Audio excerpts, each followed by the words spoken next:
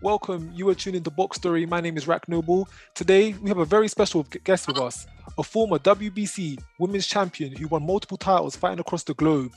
She is also the first and only boxer to pose for Playboy and one of the very few fighters in the 90s to be a regular televised female fighter. Mia St. John, how are you today? I'm fine. Thank you so much for having me. No problem. It's a pleasure.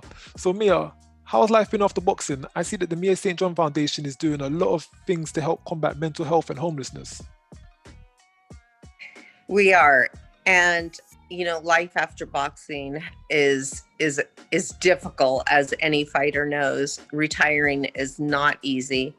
There's a lot of ups and downs, and the road is long and it's crooked, and it's a different journey. Because if you think about it, like most of us fighters have been fighting our whole lives. I started Taekwondo when I was 6 years old. I turned pro in boxing in my 20s, and now I'm 53. So after, a lifelong career of boxing, it's difficult to end. I have to find things that I'm passionate about, which is, the mental health and homelessness and addiction. So I find passion in that, but nothing is ever going to compare to being in the ring. I understand. As a former compare to that. I fully understand. As a former fighter myself, you just can't stay away. One way or another, you want to be involved, you want to still be part of the sport, and nothing beats the feeling of having your arm raised after how many weeks or months of training. Because I saw from Roxrec, your last fight was in New Zealand, April 2016. Since then, how much have you been involved with boxing these days, or do you still keep involved much? I do. And before the pandemic, I still went to all the conventions and the Hall of Fames, and I stayed very connected, and I still box, for exercise. I ended up taking a fight for May in the Bahamas, which I'm not sure that I'm fully prepared for that right now. I hope to be, by the time fight time comes around. And I just say that because of my age. But, I figure, look, Tyson and Jones can do it. So I can try too. On that note, actually, something that I'd thought of, Tyson and Jones, the veterans have come back and they've starting a trend now where other veterans are possibly going to be fighting each other. I think that would be very well if you was to take on Christy Martin for a third fight, because it's one apiece at the moment. You both retired, you both been away from the sport for a while. I think that would be a good idea. I want to do that, and we actually talked about it, but there's no way that Christy Martin will do it. Oh, she's out. She's not game. First of all, she's not game. I think her head wants it. Her mind wants it, but her body will not follow. And she knows that she could never win the fight anyway. So she knows she could never beat me anyway. She's not chasing it. She don't want it. She doesn't want it. She doesn't want to be embarrassed for the third time. Understandable. So, was training or managing professional fighters ever something you considered? Because with so many young girls now getting involved in boxing, I feel you'd have great direction and great advice to give them based on your own career. Well, I train people, but I train people that are homeless, mentally ill, or drug addicted, not for fighting, but just for to improve their mind-body reaction, to improve their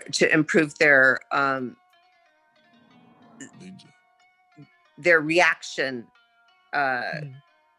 skills. Also a bit of self-empowering as well, uplifting, making them feel mentally strong about each other, because that's what boxing has done for all of us, and it could do that for the people that are going through the most difficult of times. Right. It really improves their self-esteem. but I get more reward out of helping these people, because all these classes that we offer are free to them. And I get more of a reward from that than if I was like a paid trainer. Okay. I wouldn't see much reward in that. I understand. So still being involved in boxing, but in an intrinsic fashion to help others, to help themselves, to help empower them. That's the satisfaction you get. Right. Right. Okay. I'd rather be helping someone. Because I'm gonna pop a picture of yourself just so everyone can see. Can you see that? Yes. Yes. So something I noticed about you especially was that beauty in boxing was always something that you carried extremely well with you. In a sport where there's less glam and it's a lot more gruesome, what gave you the idea to try mixing beauty with bronze? Well, it was actually an idea that me, along with Top Rank, Bob Arum, we came up with that because I was with Don King before Bob Arum. And Don King had me in no makeup, all black, to be a very tough kind of fighter. What? My dog's barking at me. To be a very tough fighter. What? And then when I left King and went to Arum, so it was kind of like all of us together developed a plan for marketing.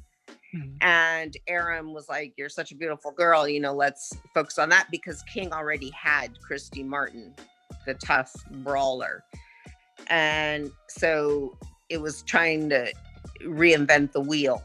And so we decided to go the opposite way. So we did everything the opposite of Christy Martin. When she came out on the cover of Sports Illustrated with her sweaty, tough kind of tomboy look, we came out on the cover of Playboy with the very feminine look. She wore light pink in the ring. I wore hot pink, so everything that she was doing, we countered. She went on Jay Leno, I went on Jay Leno. She went on Conan, I went on Conan. Like, we were just constantly, like, it was the battle for media attention. So at what point, how many fights in was you when you left Don King and went over to Bob Arum with Top Rank? I think I was probably 8 fights in, and then left, and went to Arum. Okay, because yeah, a lot of girls want to be pretty in boxing, but once they get hit, that's it. You took a few hits, a few knockdowns, but that never turned your way. You seem to come back stronger and stronger every time, and you still kept yourself looking black. Yeah. I was crazy. Yeah. I mean, I was so dysfunctional. Like, you could, in my early days, I'd have to say pre 45 years old, you could hit me with a 2x4 and I wasn't going to go down. Like, there was just no stopping me. I was just crazy like that. And the older I got, past 45 years of age, I slowed down and I didn't care as much anymore. I kind of lost, like a lot of fighters do when they age, you kind of lose your, a great example of that is Mike Tyson in his last real fight. He just plopped down in the middle of the ring and just sat there. You get older, didn't care to get up, didn't care to move. The passion, the drive, the hunger, the reflexes, all of those things as you get older, they kind of fizzle away, and it's not the same as when you're in your 20s and you're vibrant, you're young, you're hungry, you're vicious. No. It slows down. It really does. And your heart is just no longer there. And that's kind of how I felt at my last few fights, at the end of my career, was just my heart just wasn't in it anymore. I just didn't care to put up a fight. I was happy if the fight ended soon. If they called the fight within a couple rounds, I was happy. Took my check, went to the bank, and I was happy as a clam. See, it just shows the You know, opposite. but that's what happens. You know, that's what happens with age. I guess it's the opposite side. When you're young, you want to be in there, you want to win, you want to be dominant. But as time goes on, you lose that hunger, you lose that thrive. It's just, I'm just showing up here. The lights are on, but I'm not really mentally. I'm not checked in to be here. But Yeah. you had a long and very successful career. So understandably, by the end of it, you've done it all. You was one of those females in that time. You've traveled around the world. You've boxed around the world. You've won titles, multiple weight classes. You've been on magazines, TV shows. You was a hero back in Mexico. You was a hero in America. Yeah. In the later days, what more have I got to prove? Yeah. And you get tired. You know, you just get tired. And yeah, I mean, if you think about it, like I had more fights than most men. You had 60, you know, 60 a lot. Fights? 60? No, I had 71 pro fights. About 5 of those, you know, were off record because they were in Mexico and didn't get recorded. But we're talking 71 pro fights, and after that, like you just get it's tiring. It's a lot of concussions, a lot of injuries.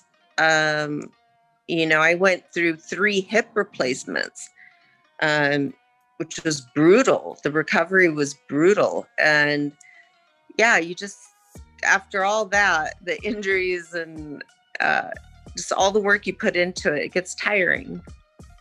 I can imagine. One thing I wanted to also just mention is, looking back through the boxing about the years, of course, we know you had your time in the 90s with all the other female boxers, those the early 2000s. But since 2012, there's been something of a revolution in women's boxing. We've seen women boxing the Olympics become world champions, Olympic champions, multi-weight champions, undisputed champions, headline events, and so many more things. But what many aren't aware of is that the first revolution in boxing, or an early revolution in boxing, actually took place in the late 90s, which you was a key part of. How did it feel to be part of that boom in women's boxing during the late 90s? Oh, I love it. I mean, it was, you know, one of the best times of my life that you just can't replace.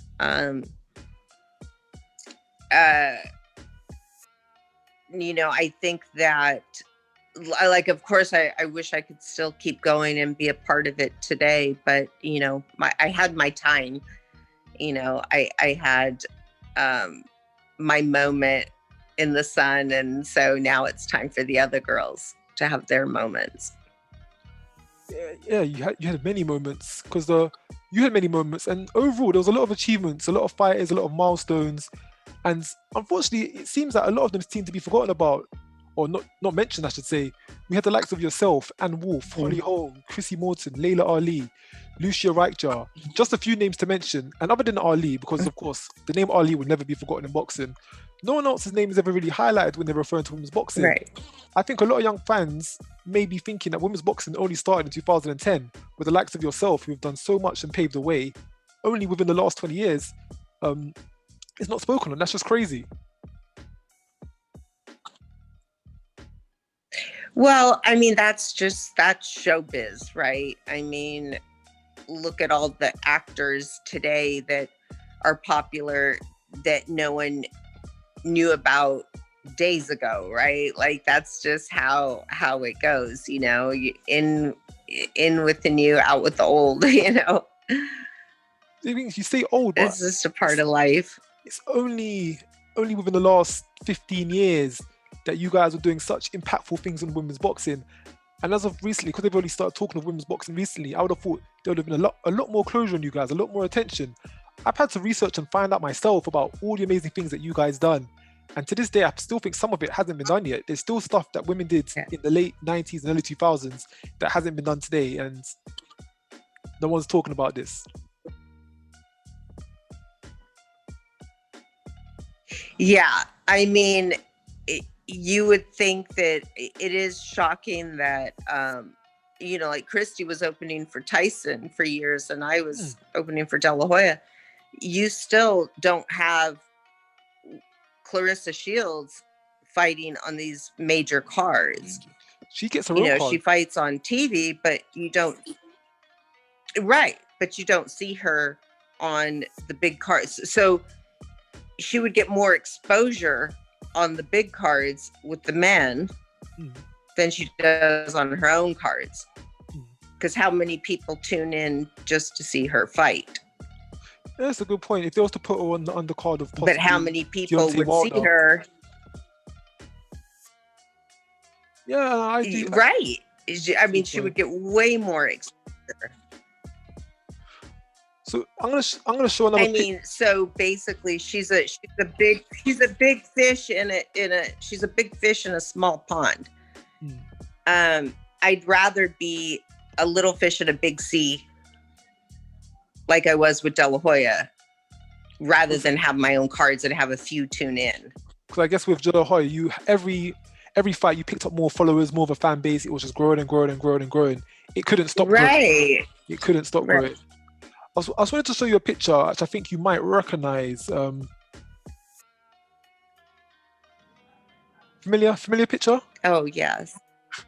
Yes. So I've looked over your career quite a bit. Looking over your career, I see your career in 3 parts. From your debut to 2001, let's call that the top rank periods. In that, you was the attraction, the 4-round fighter, the pretty girl who could knock you out and look cute doing so. Once you left top rank and joined the Garcia brothers, Eduardo and Roberto, that's where I felt you leveled up as a fighter and you became the contender. The level of a position went up, you was taking chances, you was learning as you went. That's when the world title started coming. That's when the international contest occurred. That's when you became a top boxer. What made you leave top rank and join the Garcia brothers initially? Because I went to Aram. De La Hoya had already left, and I remember going to Aram telling him, I don't want to fight 4 rounds anymore. I want to fight real fights. I want to fight Christy Martin. And he said, Christy Martin will murder you. And I was very offended that my own promoter didn't see me as a real fighter. And that was the night I left him, was the night Roy Jones fought at Staples and I opened for Roy because Oscar had left.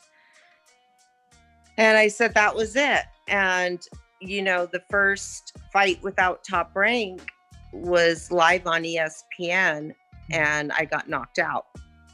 And I could just see Top Rank saying, like, told you so, like, this is, what they imagined would happen.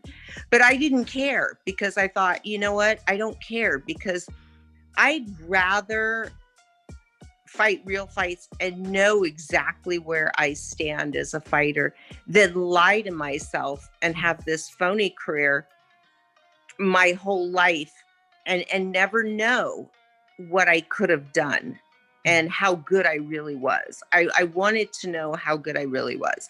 So I didn't mind. Of course, losing's hard and I cried.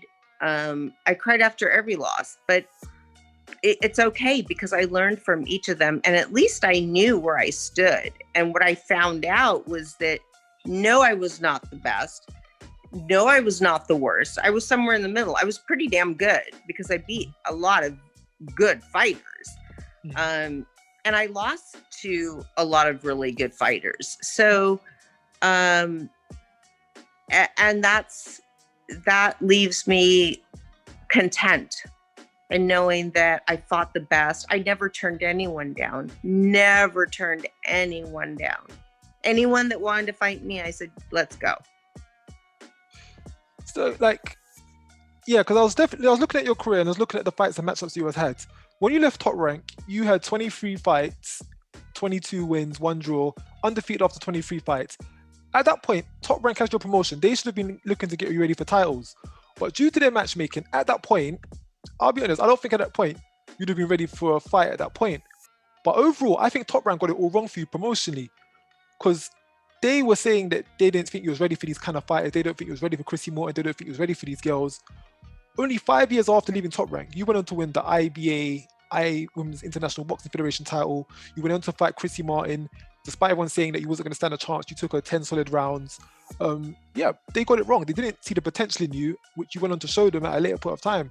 If they would have to have just put maybe a bit more time and effort into mapping out your matchmaking scheme, within 2 or 3 years of headlining of when you had that show, I think you could have went on to win world titles then. You would have done it a lot sooner if Top Rank got behind you from the start. Right. Yeah, I think so too. And eventually, like I did go back to them for one more fight that they had called me for. They needed help in Fresno for their Floyd Mayweather fight. It was at a time when he wasn't really that relevant, and Fresno was an all Mexican community. So they wanted Floyd to open for me. So I actually fought after Floyd during that fight. But yeah, like they didn't see in the beginning what they could have done, the potential. And they just weren't interested. You know, they didn't put that much interest into women anyway. So what fight did you fight on the Floyd? What fight was that you fought on Floyd's fight? What date was that? What Jennifer Alcorn. Jennifer. Okay, I didn't actually know. Back in the early 2000s. Oh, so that's when he was Pretty Boy Floyd. Long ago. Yeah, I definitely think with Top Rank, with your situation, they didn't see the potential, which is to their dismantle, because you showed yourself down the line. Only 5 years later, you won world titles. So yeah, it was their opportunity they missed out on, and I think you could have been something big if Top Rank got behind you from the start.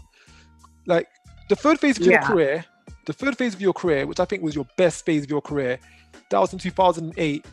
So from 2008 to your retirement, at this point, you had years of experience and everything was just coming to the surface.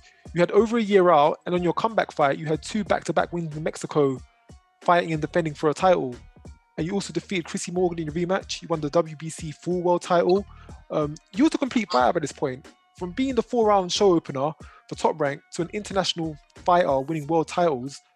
Yeah, on your third time as it ago, I think you was at your best there. So from 2008 onwards, I think those were your best years. Yeah, I think so too. No, that's when I felt my best. Definitely, like I think as time went on, you got better and better and better. And by the time you came back in 2008 for your third stint, yeah, you was fighting all elite fighters. You was fighting internationally. You was fighting for titles. You was picking up world titles. Yeah, it was a very primal time for you. And it was even, you went out to New Zealand for your last fight to fight a fighter.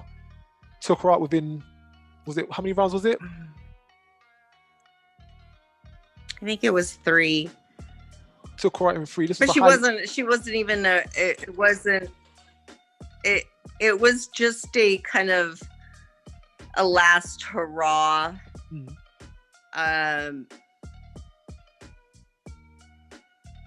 Just the last fight to get out there. I kind of just did it. It was a fun fight, you know. It was fun. It was a fun trip. Like a last hurrah, you know. Not many people get to go to New Zealand for a last fight trip, so that must have been quite unique. Yeah, and make some money, have a nice trip, you know. I mean, it was a good time. I feel like I deserved it. Had you ever planned to make it this far in boxing? Had you ever thought you'd do this much in the sport of boxing? No, I knew I'd be around for a while. I just didn't know how long. I didn't know how hard it would be to give up. I really thought like it would be easy to give up. And every time I tried to give up, I always got lured back in and I couldn't say no. I just couldn't. Even like this fight, like in May in the Bahamas, like I said no many times. And then eventually I was like, okay. Why not? Lure me back in. Let's give it a go. And I think what really made me say, I think what made me say yes was when I saw Tyson and Roy Jones fight. I thought, you could do it one more time. If Mike and Roy are doing it, then hey, we can all do it. Because I know you fought in Why not? You fought in a Roy Jones undercard in the 2000s, Yeah. didn't you? You've been around these guys. Yeah. You've been around these guys for a while now. So of course, one of the main things, or one of the most iconic things of your career, was one of the things that you've done outside the career. One of the magazines that you showed for. Let me just get an image up. Can you see that? Yes. So of course, Out of the Ring, one of the biggest features was on the November '99 Playboy edition, which to this day, no other boxer has ever done this, female or male. How did the opportunity come about, and why is it that no others have gotten this opportunity? Well, this was kind of a collaboration between Hugh Hefner, myself, and Bob Arum. We all got together, and well, of course, Hef had made me the offer, and then we incorporated Bob Arum and Top Rank in on it, and came up with the whole idea, and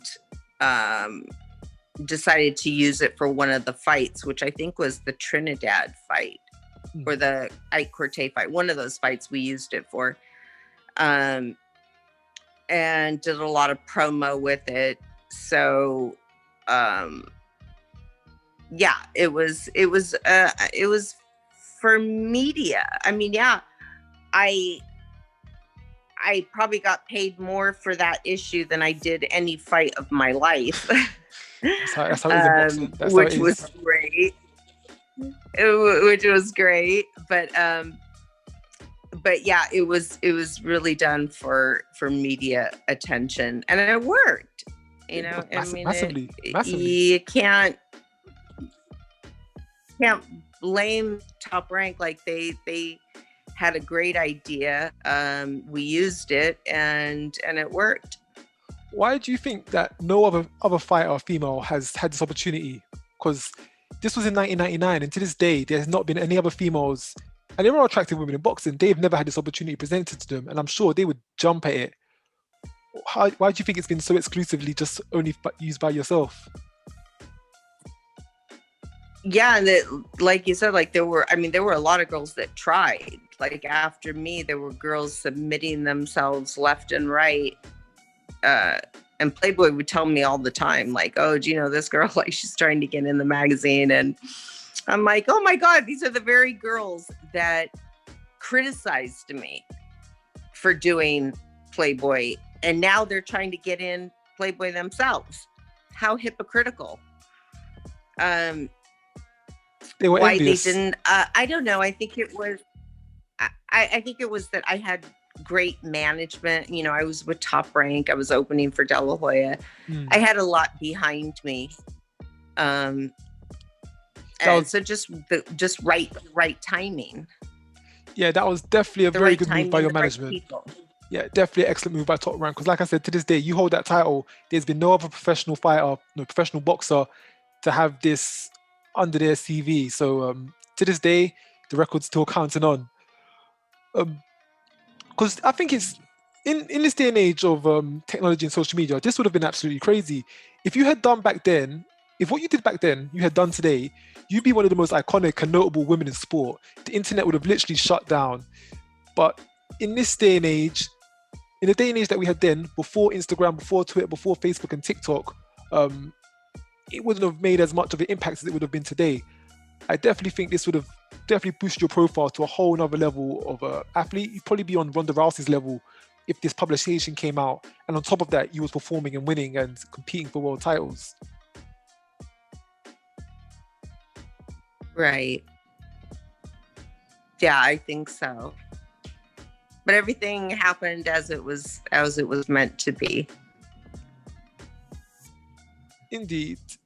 So, you did say beforehand you was going to the convention, you was keeping up.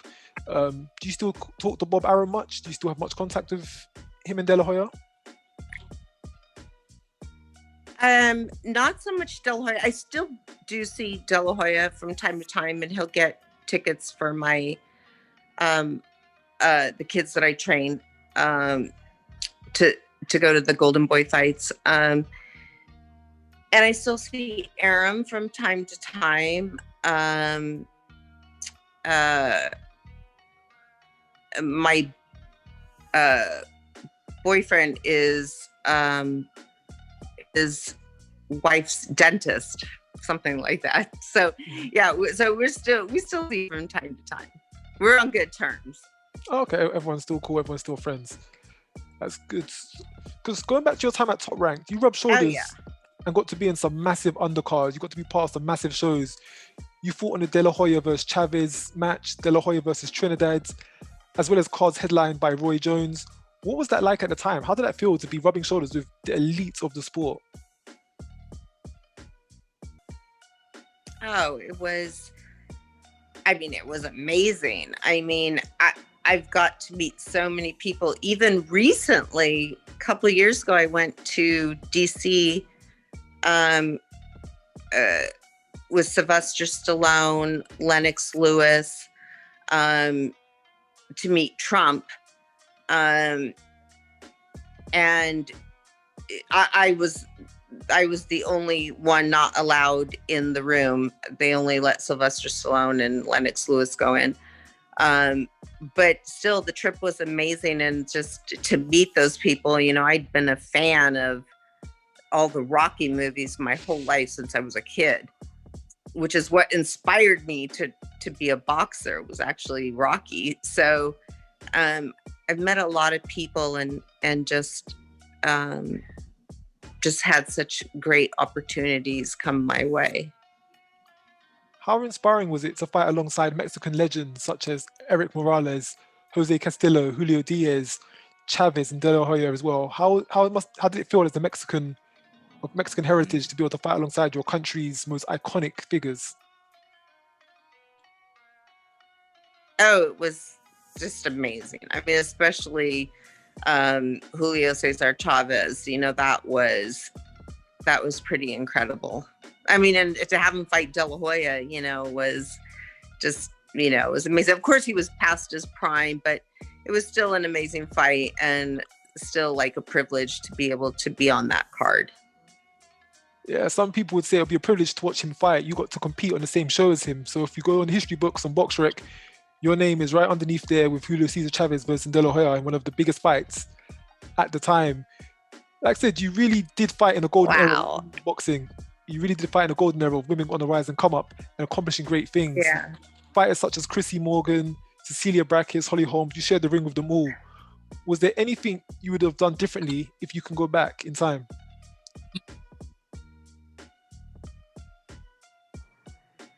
Oh, yeah. I mean, you know, I could say that some of the later fights later in life I shouldn't have taken because they were too dangerous, and I thought I could still compete even at the age that I was, and I was wrong. I couldn't. I was too old by that time, and it was too dangerous. So maybe looking back, I might have not taken those fights, but then it's hard to say that because as a fighter, like, you never want to turn a fight down. Like your mind always wants to compete. Your mind always thinks you can still do it. It's your body that just says no way. It would have been hard to convince me otherwise, you know, because I always say, well, I shouldn't have taken that fight, but especially the one with Cecilia Brackhouse. A part of me knew I shouldn't have taken it, but my mind was just like, yeah, you can do it. You can do it. And when I got in the ring, I realized I couldn't do it, but it was too late by then. The bell had rang. Who personally for you would you say was, because you versed Brackes, Holly Holm, Chrissy Morton, who would you say was the best person you shared the ring with? I'd say Holly Holm. And I'm proud to say I went all 10 rounds with her. Oh, that's definitely something to take Um, away from a but career, because I personally think Holly Holm is the greatest female fighter of all time. She went to MMA, she conquered that. She was in boxing, she conquered that. Yeah, there's no shame in losing to Holly Holm. oh yeah, I mean, she was really no. In fact, I'm so proud of that fight. I'm proud of that fight. I can't believe like I went 10 rounds with her and didn't even get hurt. Mm. I mean, I dodged all of her punches. Um, it was pretty incredible because she really truly is one of the greatest female fighters I have ever seen. Mhm. Um, so I'm very proud of that fight. You've got a career to take away many proud and important achievements, and yeah, that is definitely one of them. Pound for pound, one of the pound for pound greats, and Cecilia Brackers as well. Holly Holm, Chrissy Morton, one of the pioneers of the game, featuring on top rank shows, being one of the few televised women of the 90s, the Playboy edition, the TV shows, all of that stuff. You've definitely had a box story which is well worth following up and very, very interesting. And I hope his future goes on. The younger audiences and the younger female boxers coming through can see your story and see what you've done for the sport and how you helped. Thank you. Thank you so much. Oh, no problem at all. One question I have, which is outside of boxing, if you could relate yourself to a superhero, anime or comic book, who would you say you are? I would say I'd have to go with Wonder Woman. Wonder Woman. I can see some resemblance. She beats everybody up, super strong, beautiful at the same time. Yeah. The best of both sides. Yeah. Thank you very much for your time. Thank you so much.